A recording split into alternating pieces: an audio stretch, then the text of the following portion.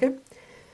Potem pa tretji format, ki pa bom rekla, po eni strani je nov, po drugi strani pa pravzaprav obstaja, že odkar obstaja v končni fazi Facebook.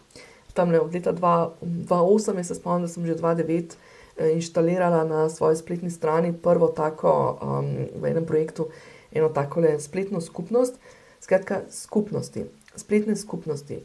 Dajte si pogledati prejšnjo predavanje, torej video trendi v 2026, sem več o teh skupnostih.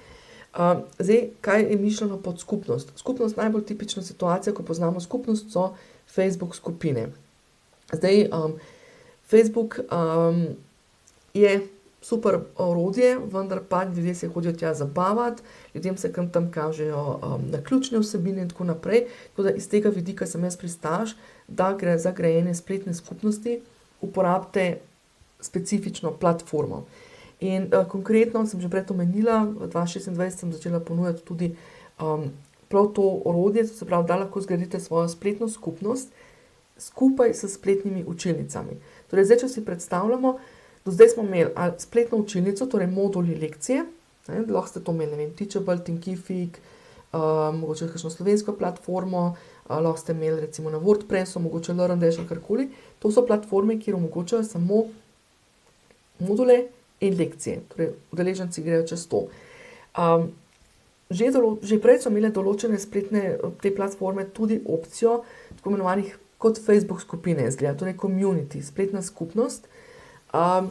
Je pa dostikrat to še zmeraj ločeno. Torej tudi, ko so, zdaj kaj dodana vrednost, je vsekakor to, da recimo, ne vem, če imate v Thinkificu učilnice, pa potem community, je vsaj človek dostopal z enim, v istočasno, ko je bil že noter, je lahko šel iz spletne učilnice še v spletno skupnost. Če imate pa vi varianto, da imate recimo, ne vem, postavljeno spletno stran oziroma spletno učilnico na WordPressu, v LearnDashu, pa ne morete imeti skupnosti, pa jih v skupnost peljete pa na Facebook.